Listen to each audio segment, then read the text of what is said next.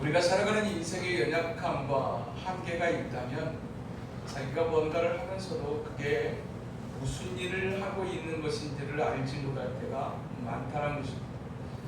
나름대로 인생에서 최선을 다하고 나름대로 인생에서 긴 생각과 지혜와 지식과 경험을 동원하면서 뭔가를 시도하지만 이 일이 어떤 결과를 가져오게 될 것인가에 대해서 다 알지 못하는 인생의 한계와 연약함. 수천 년 전에 믿음의 사람, 믿음의 가정에서 일어났던 그 일들도 역시 그러했습니다. 어떻게 해서든지 간에 내가 주고 싶은 사람에게 내가 빌고 싶은 복을 빌겠다라고 어떻게 해서든지 내 마음에 드는 아들에게 복을 빌겠다고 생각했던 이삭이 그랬고, 어떻게 해서든지 하나님의 뜻을 이루어야 되겠다라고 생각했던 리브가가 그랬으며, 설마 내가 장남인데 라고 그렇게 생각하며 살았던 에서가 그랬고, 어떻게 해서든지 내가 장자권의 축복을 받기만 하면 나는 잘 되지 않겠는가라고 생각했던 야곱이 그랬습니다. 믿음의 조상이요 믿음의 가정 안에 있었던 하나님의 사람들이 생각했던 삶의 방식은 어떻게든이라고 하는 것이었으며 설마라고 하는 것이었습니다. 그것이 이 땅의 삶을 살아가는 인생들의 한계이고 연약함입니다. 설마, 그리고 어떻게든. 그 설마와 그 어떻게가 만나서 한 가정이 풍비박산이 나는데, 자기에게 당연히 장자권의 축복이 빌어줄 줄 알았는데 장자권의 축복을 받지 못하는 에서는 그 장자권의 축복을 아버지를 속에서 받아버린 동생 야곱이 그렇게 미울 수가 없습니다. 저 녀석이 전에도 내가 배고플 때 팥죽한 그릇으로 나를 속이더니 이제는 아버지까지 속여가지고 그 일을 치러냈다고 하는 사실입니다. 그런 내가 어머니 장자인데 그래도 우리 엄마가 어떻게 나한테 그럴 수 있나 싶은 생각에 어머니는 더 이상 보고 싶지도 않습니다. 그러면서 마음속에 일어나는 치밀어오는 이 분노를 한 가지 생각으로 채우게 되는데, 아버지가 계실 때는 그럴 수 없지만 아버지가 돌아가시기만 하면 내가 죄를 가만두지 않는다. 이와 같은 사실을 알아챘던 그 아들들의 어머니였던 리브가는 야곱을 조용히 불러서 내가 어떻게 하루에 두 아들을 다 잃겠느냐, 잠깐만 너희 외삼촌 집에 가서 피해 있다가 네 형 에서가 분노가 사그러질 때쯤이면 내가 너를 다시 부르마 라고 하면서 야곱을 외삼촌 집으로 보내게 됩니다. 어머니 말을 듣고 보니 형 에서의 분노가 심상치가 않습니다. 이대로 계속 여기 있다가는 진짜 죽겠다라고 하는 생각이 들었던 야곱은 한 번도 떠나본 적이 없는 집을 떠나기를 시작하는데, 아버지 이삭의 집을 떠나고 엄마를 벗어나는 이 야곱의 나이는 77세입니다.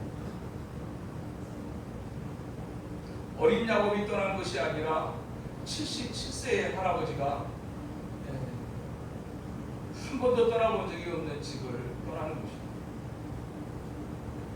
늙은 부모를 놔두고 집을 떠나야 되는 이 야곱의 심정이 또 기가 막혔을 겁니다.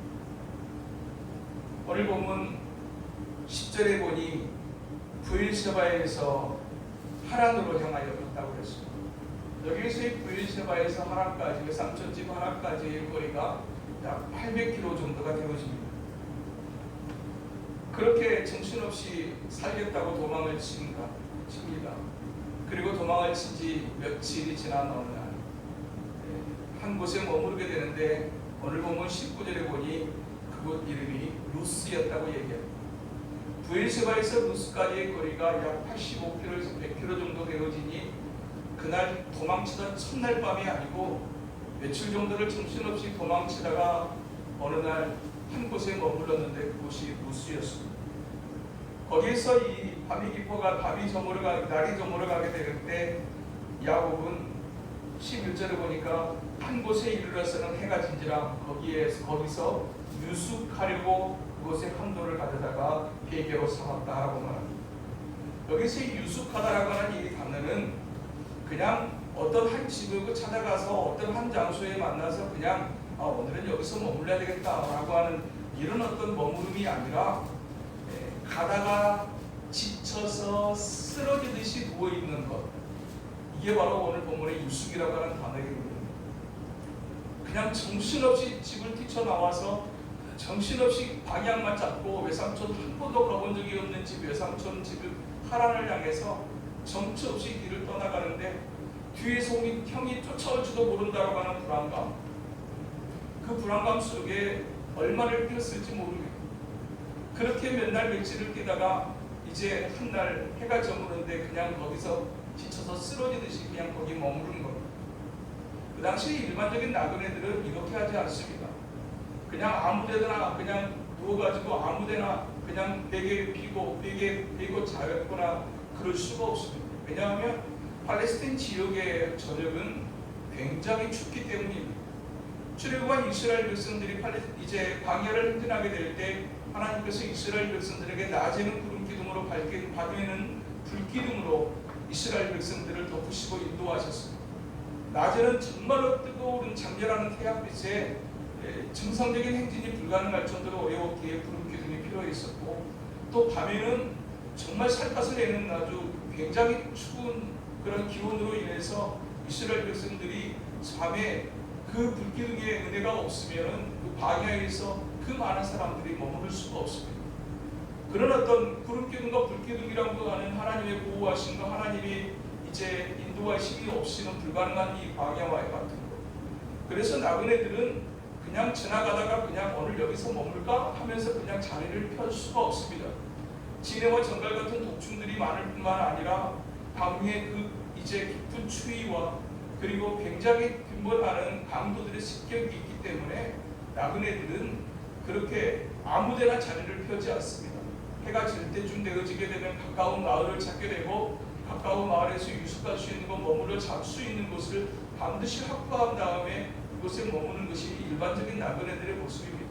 그런데 오늘 보면 야곱은 그런 경험 자체가 없습니다. 그냥 도망치듯이, 그러면서 뒤에 혹시나 형이 쫓아올지 모른다라는 불안감 속에 허둥지둥 뛰다가 그냥 지쳐서 그냥 거기서 자게 되는데 돌베개 하나를 빕니다. 정상적인 베개이겠습니다. 돌베개, 그냥 일반 베개 아니고 돌베개 베는 야곱의 심정이 어땠을까요?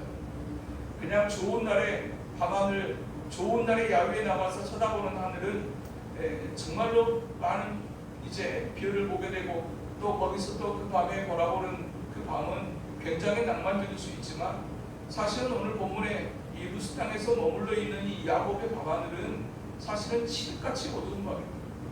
그 이제 공이 없는 그곳에 얼마나 많은 별들이 떠 있겠습니까? 좋을 때 같으면 좋다, 밤하늘 진짜 멋지다, 낭만을 얘기할 수 있겠지만 그 낭만을 찾아볼 수 없는 밤, 그 밤이 오늘 본문의 야곱의 밤이었습니다. 그 밤에 야곱은 어쩌면 자기가 지금까지 했던 일들을 돌아보는 시간이었을 겁니다. 그러면서 한없는 후회와 한없는 자책이, 그리고 말할 수 없는 외로움이 엄습하는 밤이었을 것입니다. 하란 땅으로 가기는 가고 있지만, 또한 그곳에서 외삼촌은 어떤 모습일지, 그곳에서의 삶은 어떻게 될지 한치 앞도 내다볼 수 없는, 확신할 수 없는 그런 밤이었을 것입니다. 그냥 칠흑같이 어두운 밤처럼 그냥 인생이 온통 절망뿐이었던 밤, 그 밤이 루스 땅에서의 밤이었습니다. 그런 밤에 인생의 모든 것을 잃어버리고 한없이 후회만 남는 그건 인생의 최악의 밤입니다. 우리의 인생 속에도 역시 때로는 그와 같은 칠흑같이 어두운 절망의 밤을 경험하게 될 때가 있습니다. 하나님이 살아계시는 것은 알 것 같고, 또 하나님을 믿는다고는 하지만 여전히 소망이 보이지 않는 인생의 칠흑같은 어두운 밤에 우리는 한없는 지나온 시간들에 대한 후회와 자책들을 가지는 시간들을 우리는 갖게 되어진다라는 얘기입니다. 그 절망의 밤에 잠이 듭니다. 그냥 쓰러져 잠이 듭니다. 기도하다가 자는 밤이 아닙니다. 그냥 뭔가를 기대하면서 잠들었던 그 밤이 아니었습니다. 그런데 그 밤에 생각지도 못했던 꿈 하나를 꾸게 되어지는데 거기에서 그는 하나님을 만나게 되어진 것입니다. 그 밤에 그냥 지쳐 쓰러져서 잠이 들었는데 갑자기 꿈에 나타나는데 꿈에 사닥다리가 땅 위에 서 있는데 꼭대기가 하늘에 닿았고 또 본즉 하나님의 사자들이 그 위에서 오르락내리락 하는 꿈을 꿉니다. 여기서 우리는 꿈속에 찾아오시는 하나님, 생각지도 못했던 꿈을 통해서 완전히 칠흑 같은 어두움, 칠흑 같은 절망의 밤이 소망의 밤으로 바뀌어지는 그 놀라운 은혜를 이 야곱이 경험하게 되는 것입니다. 사닥다리가 하늘에서부터 땅까지 연결되었다는데 도대체 몇 메트나 될까요? 큰 높은 빌딩 아래 그냥 머물러서 롯데타워 정도 보는 정도의 것일까요? 한번 생각을 해보면 하늘에서부터 땅까지 사닥다리가 쫙 펴져 있는데 거기에 자세히 보니 하나님의 사자들이 천사들이 오르락내리락 하는 것이고 그 순간에 야곱이 느꼈던 것은 무엇이었을까요? 그의 고백 속에도 보듯이 아무도 보이지 않는 밤, 어떤 미래도 꿈꿀 수 없는 그 밤. 그런데 그가 그 꿈속에서 경험하는 것은 하나님이 계시구나. 하나님이 계시구나. 그런데 사실 그 밤에는 정말 너무 외롭습니다. 하나님 너무 답답합니다. 너무 캄캄합니다. 그러니 하나님 만나주십시오 라고 기도했던 밤이 아니었습니다. 그리고 잠이 들기로 했지만 그가 이 밤에 꿈이라도 꿨으면 좋겠다고 했던 그 밤이 아니었습니다. 하나님을 찾지도 못했고 꿈꾸기를 기대하지도 않았던 그 밤에 하나님은 꿈을 통해서 찾아오셨습니다. 지금도 그 하나님은 여전히 차마 부를 수 없고 부르지도 못하는 연약한 인생을 향해서 지금도 하나님은 찾아오시는 하나님이라고 말씀하고 계시는 것입니다. 우리가 주님을 처음 만났었을 때 우리에게 무슨 믿음이 있었습니까? 우리가 정말로 칠흑같이 어두웠던 밤에 우리가 하나님을 붙잡고 매달리는 그 믿음이 우리에게는 사실 없었습니다. 기대할 수도 없었고 어떻게 만나야 되는지도 몰랐지만 하나님은 우리에게 찾아오셨고 찾아오신 그 하나님으로 말미암아서 우리는 하나님을 믿는 하나님의 사람들이 될 수 있었습니다. 그렇게 생각하지도 못했던 밤에 가장 인생의 최악의 절망의 밤에 하나님은 그 야곱을 찾아가 주셨습니다. 그리고 그 야곱을 찾아가신 하나님께서 야곱을 향해서 말씀하시기 시작합니다. 그런데 그 말씀의 시작을 보니 오늘 13절에 보니 여호와께서 그 위에 서서 이르시되 나는 여호와니 너의 조부 아브라함의 하나님이요 이삭의 하나님이라 라고 말씀을 하십니다. 너의 할아버지를 도왔던 자가 누구인가? 너희 아버지와 함께하고 너희 아버지를 도왔던 자가 누구인가? 나니라 라고 말씀하세요. 이 밤에 그 하나님을 만나기 전까지 야곱에게 있어서 하나님은 그의 할아버지의 하나님이었고 우리 아버지의 하나님이었습니다. 그러나 그 최악의 밤에 만났던 하나님은 그 하나님이 이제 나의 하나님이 되어지시는 밤이었다라는 이야기입니다. 인생에 수없이 많은 사람들의 간증이 있습니다만 그 간증의 공통점은 인생의 최악의 순간에 만난 하나님이었습니다. 자기 생각 따라 자기 방법을 쫓아서 살아갔던 인생의 한가운데 칠흑같이 어두운 밤에 떨어져 절망할 수밖에 없던 그 밤에 하나님은 내게 찾아오셨다라는 고백이 모든 하나님을 만난 사람들의 동일한 간증인 것을 우리가 볼 수 있듯이 야곱도 역시 그 밤이 그런 밤이었고 우리의 인생도 또한 그랬습니다. 그런데 그 하나님께서 그 지금도 살아계신 하나님, 그리고 너희 할아버지와 너희 아버지와 함께했던 하나님, 그 하나님을 것을 이제 드러내시면서 하나님께서 이 야곱과 언약을 하시기를 시작하시는데 13절에 보니까 하나님께서 뭐라고 말씀하십니까? 네가 누워있는 땅을 내가 너와 내 자손에게 주겠다고 말씀하십니다. 14절에는 또 뭐라고 말씀하십니까? 번성하게 하겠대요. 퍼져나갈 것이라고 말씀하십니다. 그리고 15절에서 또 말씀하십니다. 뭐라고 말씀하십니까? 내가 너와 함께하겠다. 네. 그리고 또 뭐라고 말씀하십니까? 내가 너를 인도할 것이라고 말씀하십니다. 땅을 주시는 하나님, 번성하게 하시는 하나님, 함께 하시는 하나님, 그리고 인도하시는 하나님. 이 선언은, 이 약속은 야곱이 구해서 하시는 말씀하시는 말씀이 아니었습니다.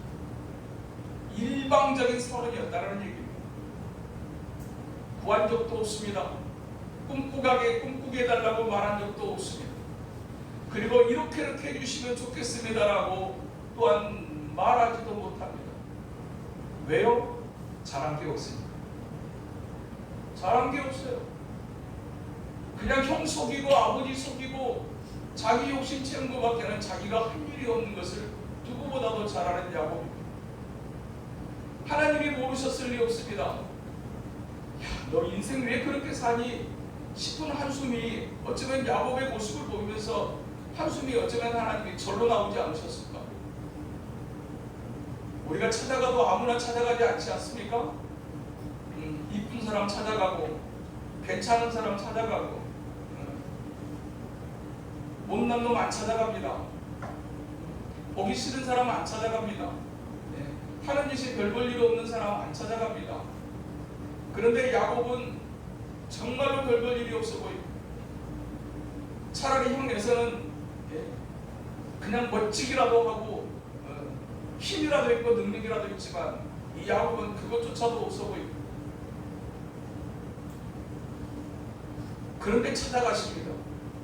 생각하지도 못했던 방법으로 만나주십니다. 말하고 싶지 않고 말 섞기 싫은 어쩌면 그런 사람일 것밖에 없는 이 야곱을 향해서 하나님이 말씀하시는데 일방적으로 선언하십니다. 이게 우리의 상식 속에 우리 일반적인 삶 속에서는 말이 안 되는 얘기입니다. 우리는 어떤 사람한테 땅을 주고 싶습니까? 잘한 사람. 어떤 사람에게 번성에 대해서 말하고 싶습니까? 지금 하는 걸 보니까 괜찮은 것 같은 사람.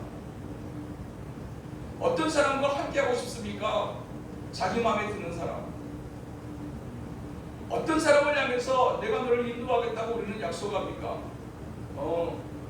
믿을 만한 사람. 그런데 그런 어떤 모습이 야곱에게는 전혀 보이지는 않습니다. 왜 그러시는 걸까요? 딱 한 가지 이유. 사랑하기 때문에.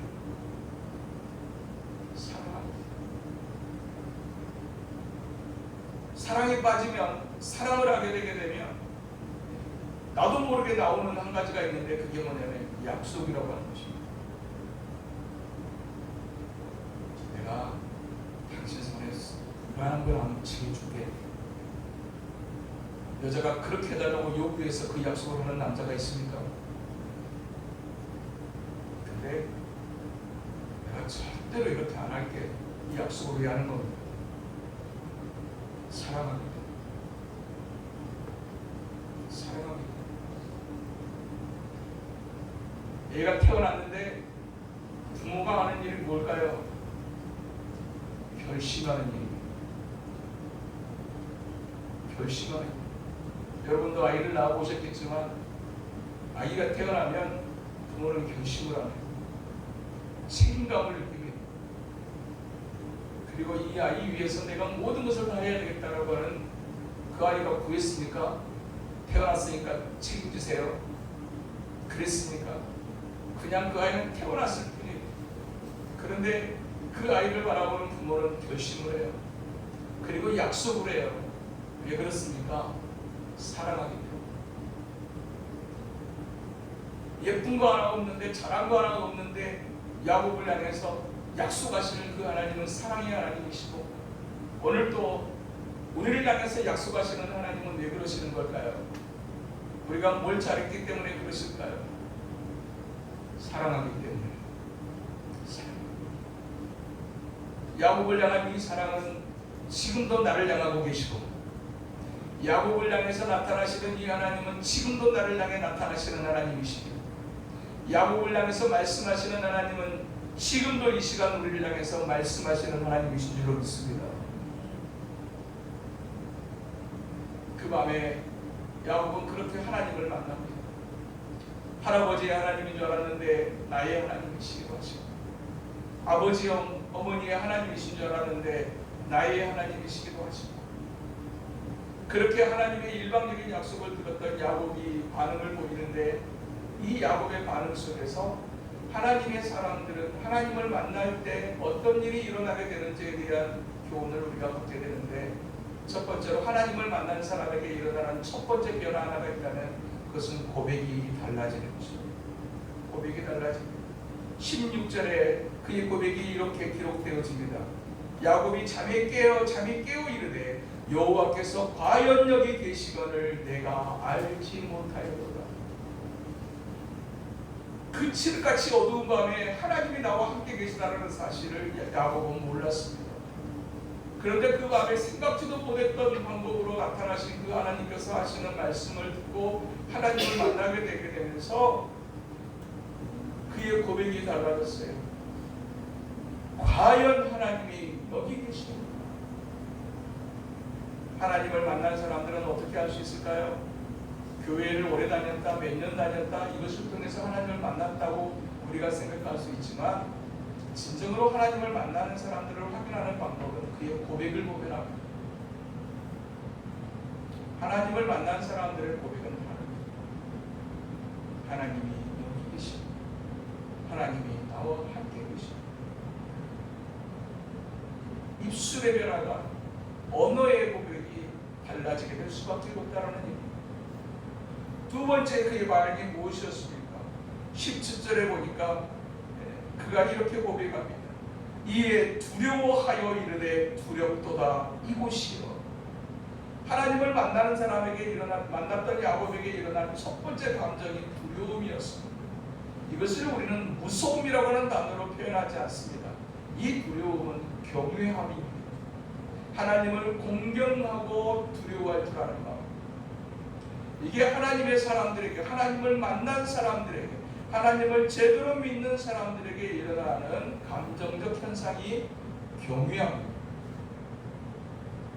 하나님을 공경할 줄 알고 하나님을 의식하며 살게 되고 하나님을 두려워할 줄 아는 것, 이게 하나님을 만난 사람들에게 일어나는 두 번째 반응인 것을 말씀합니다. 하나님을 만나는 사람들에게는 또 어떤 일, 어떤 반응이 일어나게 될까요? 세 번째, 예배하는 삶을 살아가게 됩니다. 오늘 본문 18절과 19절에 야곱이 아침에 일찍이 일어나 베개로 삼았던 돌을 가져다가 기둥으로 세우고 그 위에 기름을 붓고 그것 이름을 베들이라 하였더라. 아침에 일어나서 그가 했던 일은 그곳에다가 기름을 붓는 일을 행합니다. 이것을 하나님을 향해서 하나님이 여기 계시다는 사실을 인정하고 그 하나님을 향해서 예배하는 상태로, 마지막으로 그에게 일어났던 반응이 무엇이었을까요? 22절 마지막 부분에 보니까 내가 반드시 내게 주신 모든 곳에서 10분의 1을 내가 반드시 하나님께 드리겠나이다 하였더라. 얼핏 보게 되게 되면 22절, 20절에 보면 야곱이 소원하여 이르되 하나님이 나와 함께 계셔서 내가 가는 이 길에서 나를 지키시고 먹을 떡과 입을 옷을 주시어 내가 평안히 아버지 집으로 돌아가게 하시오면 여호와께서 나의 하나님이 되실 것이요 내가 기둥으로 세운 이 돌이 하나님의 집이 될 것이요 하나님께서 내게 주신 모든 곳에서 10분의 1을 내가 반드시 하나님께 드리겠나이다 하였더라. 여기서 얼핏 보게 되게 되면 야곱이 소원하는 장면의 모습이 마치 조건부 거래처럼 느껴질 수는 있습니다. 그러나 여기서의 이 원회적인 어떤 의미는 하나님 앞에 거래를 하고 있는 조건부 상황이 아니라 하나님께서 내게 이렇게 말씀하셨으므로 내가 이렇게 하겠습니다 라는 얘기입니다. 이렇게 해주시면 내가 이렇게 해볼게요 라고가 아니라 내게 하나님께서 이렇게 말씀하신 그 사이에 그 마음에 야곱 안에 있던 하나님을 만난 사람만이 가지는 이 믿음이 순식간에 일어난 겁니다. 하나님께서 내게 이렇게 말씀하셨으므로 내가 이렇게 하겠습니다. 그러면서 그가 했던 약속은 나로 돌아오게 하시면 제가 하나님 앞에 11조를 드리겠다라고 그가 고백하고 있는 겁니다. 여기서 우리가 무엇을 발견합니까? 예배는 가르쳐서 배워서 하는 게 아니고 11조는 내가 제자 훈련을 받았기 때문에 하나님 앞에 드리는 것이 아니고 하나님을 만나면 누가 가르쳐줬습니까? 너 이제 네 외삼촌 집으로 갈 때부터 이제 너 11조 해라. 너 이제 이 집 떠나니까 너 가서 예배 드려라. 아버지 이삭이 가르쳤을까요? 어머니 리브가 가르쳤을까요? 이 경황 없는 이 황망한 순간에 그것을 가르쳐서 보냈을까요? 그럴 여유조차도 없었을 거예요. 그런데 그 밤에 그 루스 땅에서 생각하지도 못했던 장면을 통해서 하나님을 만나게 된 이 야곱은 그날 밤에 하나님이 나의 하나님이심을 고백하는 인생으로 바뀌었고 하나님 아버지 앞에서 거룩한 두려움을 가지는 하나님의 사람, 하나님이 다 보고 계시구나. 하나님께서 다 보고 계시는구나. 경외심을 가지는 그 삶으로 바뀌었고 그리고 그 밤에 그 놀라운 일들을 경험하고 난 다음에 그는 하나님을 예배하는 사람으로 바뀌었으며 그리고 하나님 내가 내 힘으로 살아가는 건 줄 알았는데 하나님이 도우셔서 가능한 것입니다.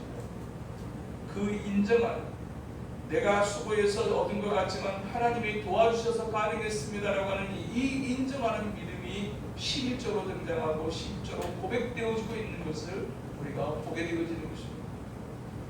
중요한 것은 무엇입니까? 이 베델의 하나님을 우리 모두가 만날 수 있어야 한다. 이 아침 또 무더운 이 날에 특별하게 우리의 삶과 우리의 가정 안에서 이 거룩한 공동체 안에서 이 베델의 하나님이 경험되어지는 은혜가 가득하게 될 수 있게 되기를 주님의 이름으로 축복합니다. 하나님 칠흑 같은 어두운 밤을 지나가고 있습니다. 어찌할 바를 알지 못하고 때로는 기도해야 된다라고 하는 것조차도 알지만 행하지 못하는 순간에도 야곱에게 찾아오셨던 그 하나님의 은혜가 우리의 삶과 우리의 가정에도 하나님 가득하게 임하게 하여 주시옵소서. 가르치지 않았지만 배우지 않았지만 자발적으로 하나님을 경외할 줄 알았고 하나님이 함께 하신다고 고백할 수 있게 되었으며 이제는 내가 하나님을 예배하는 자가 되어야 되겠다라고 결심하며 그리고 내 모든 것이 나로 말미암는 것이 아니라 하나님의 은혜였습니다라고 고백하는 11조의 정신처럼 그렇게 우리의 각자의 삶 속에서 특별하게 뜨거운 이 한여름의 첫 주간에 이 첫날에 또 이 한 주 동안에 우리의 삶 속에서 베델의 하나님이 경험되어지는 놀라운 은혜 있게 되기를 주님의 이름으로 축복합니다. 거룩하신 하나님 아버지, 하나님 앞에 살아가는 우리는 얼마나 미련하고 어리석을 때가 많은지 뭔가를 하면서도 뭘 하고 있는지조차도 알지 못하며 자기가 하는 일이 어떤 결과를 만들어내게 될지조차도 알지 못하는 그저 자기 욕심과 자기 방법을 따라 어떻게든 늘 따라 살아가고 설마하며 살아가는 연약한 인생들 스스로 행해버린 그 일로 말미암아서 당한 그 일 앞에 속수무책일 수밖에 없는 그 연약한 존재를 향하여 찾아오시고 보여주시고 말씀하시는 하나님, 약속하시는 그 하나님은 사랑의 하나님이시며 잘한 것 하나 없는 야곱을 찾아가시고 사랑해 주던 그 하나님은 참으로 하나님 앞에 고개 들 수 없는 우리를 향해서도 여전히 찾아오시며 사랑해 주시는 하나님이라고 말씀하시니 하나님 아버지 감사합니다. 생각하지도 못했던 곳에서 생각하지도 못했던 모습으로 하나님을 만나고 그 만났던 그 일로 말미암아서 변화되어졌던 이 베델에서의 이 야곱의 변화가 우리들의 삶으로 흘러가고 또한 우리의 가정으로 흘러가며 우리의 자녀들의 삶으로 이어져서 참으로 그 베델의 하나님이 나의 하나님이라고 고백되어지는 거룩한 은혜가 있도록 주여 도우시고 인도하여 주시옵소서. 하나님이 이 하나님을 만남으로 말미암아서 야곱에게 자발적인 변화와 반응이 일어났던 것처럼 우리의 삶과 우리의 가정에도 이와 같은 놀라운 은혜가 있도록 주여 도우시고 역사하여 주시옵소서. 주의 은혜 있기를 사모하고 예수님 이름으로 기도하옵나이다. 아멘. 자, 우리가 338장입니다.